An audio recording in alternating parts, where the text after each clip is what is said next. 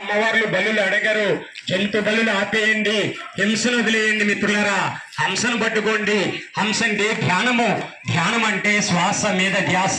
ప్రతి ఒక్కరు కూడా టాబ్లెట్లు తీసుకోండి. గడప గడపకు పంచుతున్నారు.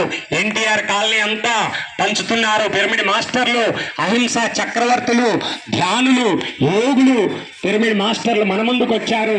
మిత్రులారా, ఈ రోజు నుంచి మేలుకోండి. గాంధీ పుట్టిన దేశం మనది. బుద్ధ భగవానుడు అవతరించిన రాజ్యం.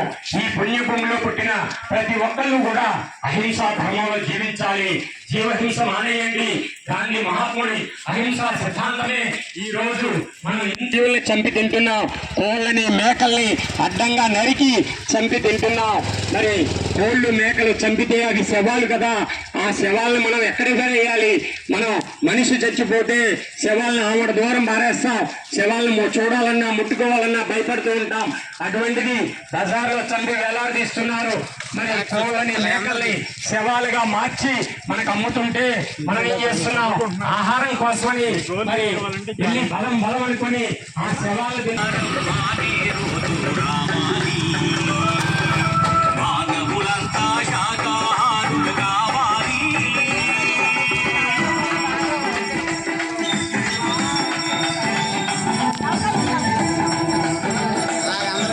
జై శాకాహార జగత్కి, హింస చెడు పకడు, మానేయాలి, మానేయాలి. మాంసాహారం మానేయాలి.